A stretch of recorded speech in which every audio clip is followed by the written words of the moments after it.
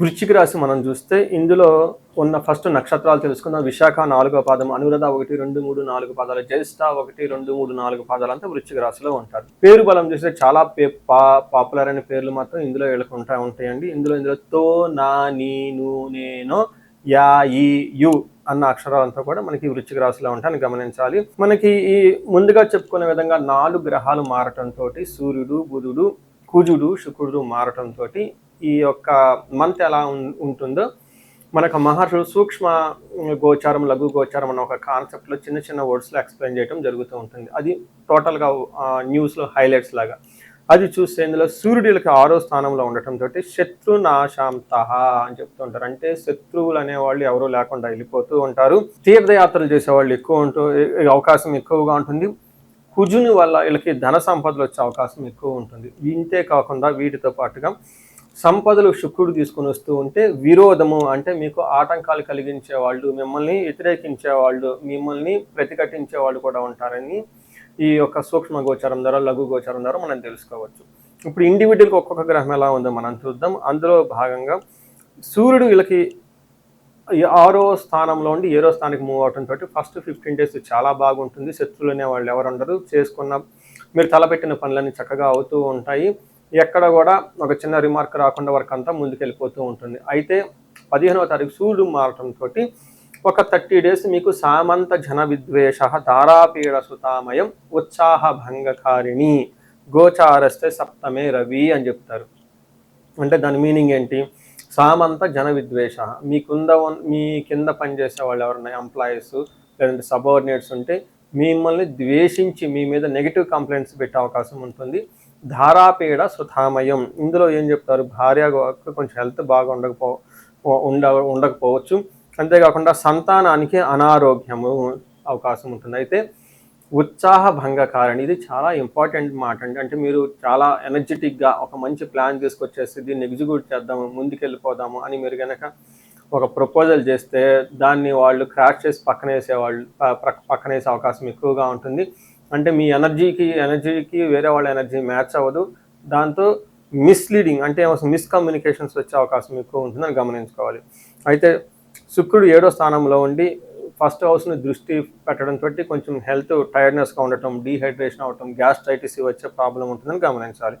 అయితే సూర్యుడు మనకి చాలా విషయాల్లో చక్కగా ఉన్నా కానీ కొన్ని విషయాల్లో మీకు ఆటంకాలు కలిగిస్తూ ఉన్నా, బట్ కుజుడు చక్కగా 6వ స్థానంలో ఉండటం మంచి ఉపయోగం ప్రకారంగా చాలా యూజ్ఫుల్గా ఉండే అవకాశం ఉంటుంది. దీంట్లో ఏ విధంగా అని గమనిస్తే కుజుడు 6వ స్థానంలో ఉంటే వస్త్రలాభో, ధాన్యలాభో, ధనలాభో యథాస్తథ మనోల్లాసో ధర్మసిద్ధి షష్టమస్తే భవేత్ కుజ అంటారు. అంటే 6వ స్థానంలో కుజుడు ఉండటం వల్ల చక్కగా వస్త్రలాభం ఉంటుంది. ధాన్యలాభం, అగ్రికల్చరల్ ఎవరైతే కనుక రైతులు ఉంటే వాళ్ళకి బాగా కలిసి వస్తుంది. ధనలాభంగా అంటారు. మనోల్లాస, మనసంతా ఉల్లాసంగా ఉంటే ధర్మసిద్ధి, మంచి పనులు చేయాలనిపిస్తూ ఉంటుంది. అంటే ఇక్కడ కుజుడు చక్కగా మంచి సపోర్ట్ ఇస్తూ ఉన్నారు. అయితే కుజుడు కూడాను వీళ్ళకి హెల్త్ రిలేటెడ్ కాంప్లికేషన్ తీసుకొచ్చే అవకాశం ఉంటుంది. పర్టికులర్గా భార్యాభర్తల మధ్య చిన్న గొడవలు కూడా వచ్చే అవకాశం ఉంటుందని గమనించాలి. అంటే ఏ ప్రకారంగా చూసుకున్నా సూర్యుడు కానీ కుజుడు కానీ మంచి సపోర్ట్ ఇస్తూ ఉన్నారు. అయితే హెల్త్ విషయంలో కొంచెం ఆటంకాలు కలిగించే అవకాశాలు ఉన్నాయని తెలుసుకోవాలి. దీనితో పాటు మనకి శుక్రుడు వీళ్ళకి 8వ స్థానంలో ఉండటంతో 8వ స్థానంలో శుక్రుడు ఉండటం చాలా మంచిగా కలిసి వస్తుంది. దుఃఖానాశాంత మహాశౌక్యం బంధుమిత్ర సమాగమ రాజదర్శనం అర్ధప్రాప్తి రాష్ట్రమస్తే భృగునందనే అని చెప్తారు. అంటే 6వ ఇంట్లో కనుక శుక్రుడు ఉంటే దుఃఖనాశ, అంటే మీకు ఇప్పటిదాకా ఏదైనా విషయంలో పడుతూ ఉంటే అదంతా పోయే అవకాశం ఉంటుంది. మహాసౌఖ్యం, మంచి కంఫర్టబుల్గా ఉంటారు. బంధుమిత్ర సమాగం, బంధువులతోటి మిత్రులతోటి చక్కగా కలిసి పార్టీల్లో ఫంక్షన్లో పార్టిసిపేట్ చేసే అవకాశం ఉంటుంది. రాజదర్శనం అర్ధప్రాప్తి, అంటే పై అఫీషియల్ని కలవటము, మీకు కావాల్సిన ఏదైనా ప్రపోజల్స్ వాళ్ళతో చెప్పుకోవటం, వాళ్ళకి మీకు అనుకూలంగా ప్రవర్తించే అవకాశం ఎక్కువగా ఉంటుంది. అర్ధప్రాప్తి, ధనం కూడా వస్తుంది. సో చూసారు కదండి. అంతేకాకుండా టయానికి మంచి ఫుడ్ తింటూ చక్కగా యాక్టివ్గా ఎనర్జిక్గా ఉంటారని చెప్పొచ్చు. వీటితో పాటు మనం నక్షత్రం ప్రకారం కూడా మనం తెలుసుకోవచ్చు ఎలా ఉంటుందో. గ్రహాలు నక్షత్రాల మీద ప్రయాణం చేస్తున్నప్పుడు కొన్ని నక్షత్రాలకు ఏ విధంగా ఉంటుందో అంగగోచారం అనే కాన్సెప్ట్ ద్వారా మనకు మహర్షులు వివరించడం జరిగింది. అందులో భాగంగా విశాఖ నక్షత్రం వారికి రాజ్య లాభము, వస్త్ర లాభము అని చూపిస్తుంది. అంటే మీకు ప్రమోషన్స్ వచ్చే అవకాశం ఉంటుంది, అలానే షాపింగ్స్కి వెళ్ళే అవకాశం ఉంటుంది. దీనితో పాటు దరిద్రము, ధనహీనత, ఫైనాన్షియల్గా బాగా ఇబ్బందులు పడే అవకాశం ఉంటుంది. అనురాధ నక్షత్రం వారికి బంధనము, రాజ్యలాభము, ధన జయము చూపిస్తుంది. అంటే వీళ్ళకి ఖచ్చితంగా ప్రమోషన్ వస్తుంది, జయప్రదంగా ఉంటారు. అయితే వీళ్ళకి ధన ప్రాప్తి కూడా చక్కగా ఉంటుంది. అయితే ఒక్క విషయంలో కేర్ఫుల్గా ఉండాలి. వీళ్ళకి రోగము, బంధనము చూపిస్తూ ఉంటుంది. ఇక్కడ రోగం అంటే హెల్త్ అందరికీ తెలిసింది. అయితే ఇక్కడ బంధనం అంటే ఏంటంటే చాలామందికి ఎన్ఆర్ఐలు ఉంటారు. వాళ్ళు ఇండియా వచ్చేద్దామా, అక్కడే జాబ్లో వచ్చేద్దామా, లేదంటే అక్కడ జాబ్లో మేము ఆల్రెడీ ఒక జాబ్లో ఉన్నాము, ఇంకో జాబ్ మారాలనుకుంటున్నారు, జాబ్ సరిగా లేదు, అసలు మనకి జాబ్ సరిగా లేదు కాబట్టి ఆల్టర్నేట్గా బిజినెస్ చేద్దాం, ఇలా రకరకాల థాట్స్తో ఎక్కువగా కన్ఫ్యూజన్లు అయ్యే ఉండే అవకాశం ఉంటుంది.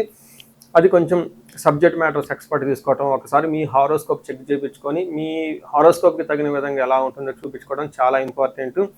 ఈ రాశి వాళ్ళకి, వృశ్చిక రాశి వాళ్ళకి మీరు గమనిస్తే అష్టమంలో గురువు ఉండటం వల్ల కొంచెం ఉద్యోగంలో ఇబ్బందులు పడుతూ ఉన్నారు చాలామంది. ఒకసారి ఇండివిజువల్గా మీ హారోస్కోప్ చెక్ చేసుకొని ఆ హారోస్కోప్ ద్వారా ఏముంది మీ హారోస్కోప్లో అని తెలుసుకొని తద్వారా ముందుకెళ్తే చాలా బాగుంటుంది. అలాగే అనురాధ నక్షత్రం వాళ్ళకి బంధనము, రాజ్యలాభము, జయము, ధన ప్రాప్తి కూడా ఉంది, చక్కగా బాగుంటుంది. జ్యేష్ఠ నక్షత్రం వాళ్ళకి రాజ్యలాభము, జయము, ధన ప్రాప్తి ఉంటుంది. అలానే రోగము, బంధనము చూపిస్తుంటుంది. అంటే మీకు టోటల్గా కొంచెం హెల్త్ కాంప్లికేషన్స్ ఉండటంతో అలానే వేరే వేరే కారణాల చేత మీరు ఒక స్ట్రక్ అయిపోంటారు, ఒక కన్ఫ్యూజ్డ్ అయిన స్థితిలో ఉంటారు, ఎలా ఉంటే బాగుంటుంది అనేది.